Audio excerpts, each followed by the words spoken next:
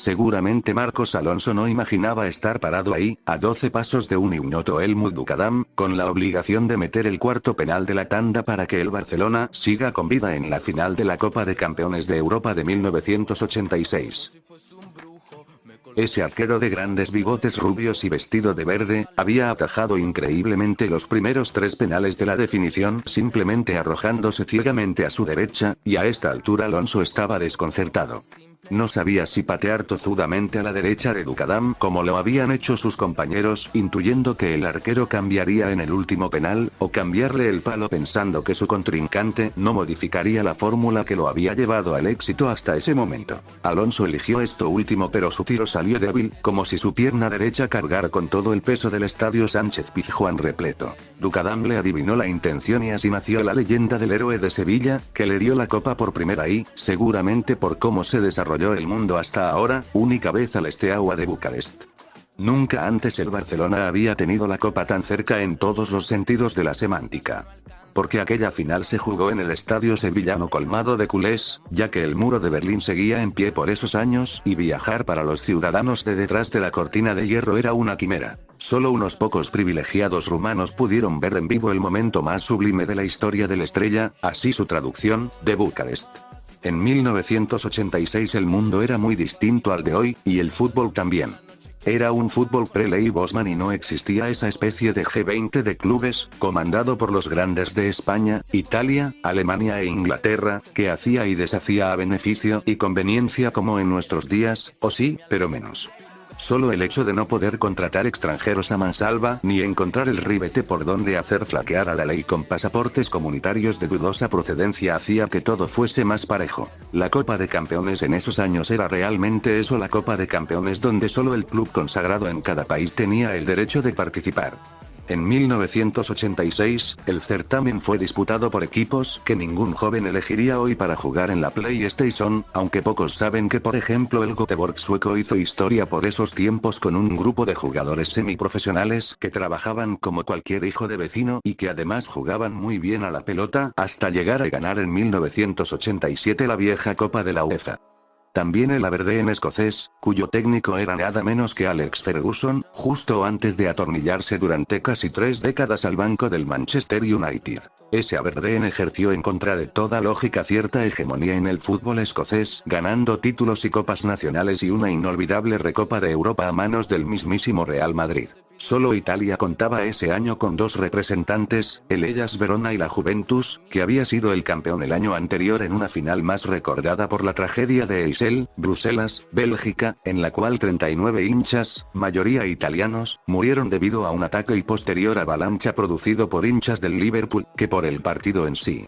Por el mismo motivo, ningún equipo inglés pudo participar de la competición debido al castigo impuesto a los clubes de ese país, y el Everton lo tuvo que ver por televisión. Hasta ese momento, no había escuadra de la vieja Europa socialista que haya podido destacarse en las copas internacionales. En esos países, después de la Segunda Guerra Mundial, los clubes habían pasado a ser comandados por distintos actores del Estado. Ministerios, sindicatos, fuerzas de seguridad, etc.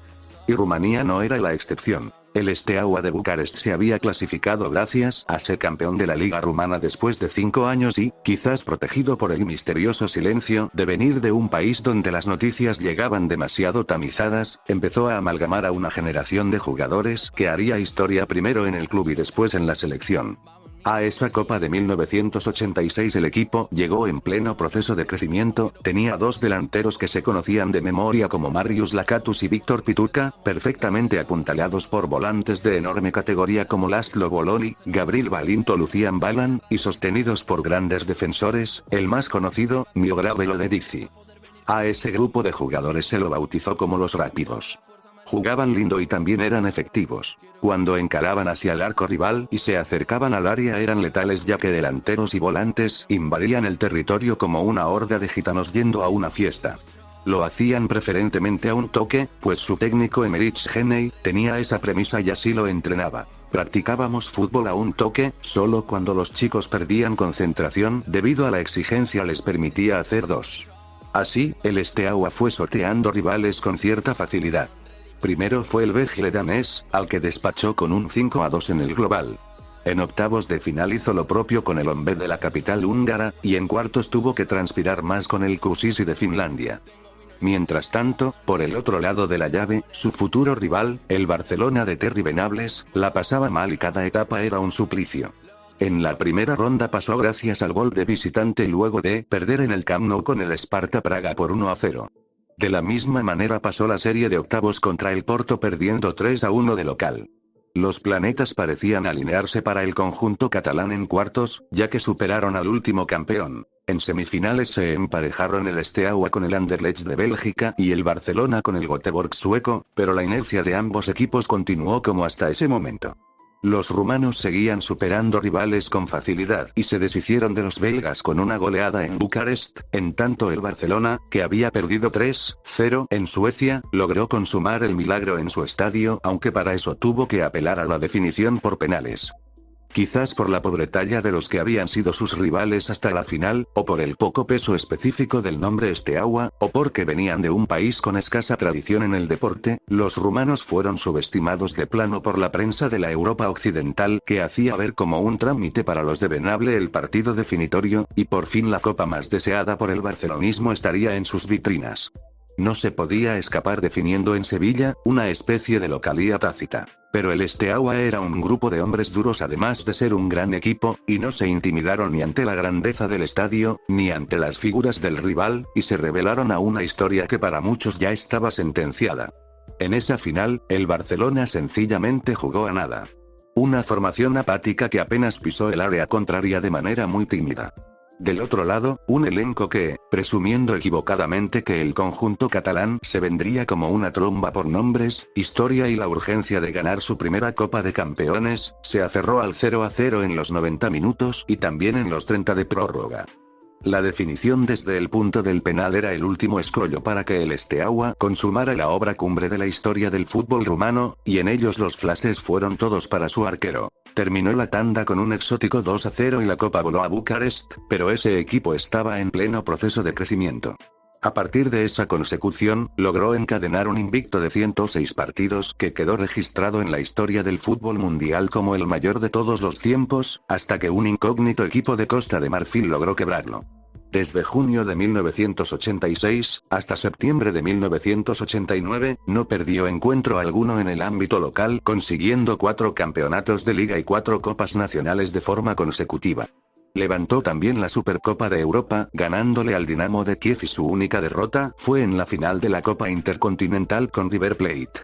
En la temporada de 1987, ya con George Hagi en sus filas, el Steaua llegó a la semifinal del máximo torneo europeo de clubes y perdió con el Benfica en esa instancia, y un año más tarde volvió a jugar la gran final frente a uno de los mejores equipos de todos los tiempos, el Milan de Arrigo Sacchi, Franco Baresi, Paolo Maldini, Ruud Gullit, Frank Rijkaard y Marco van Basten, cayendo con un inapelable 4-0. La caída del bloque socialista y la apertura económica que trajo aparejada el final del comunismo para Europa, acarreó consigo que muchas de las figuras de ese equipo emigraran a otras ligas más competitivas y rentables, pero esos jugadores siguieron haciendo historia en la selección rumana.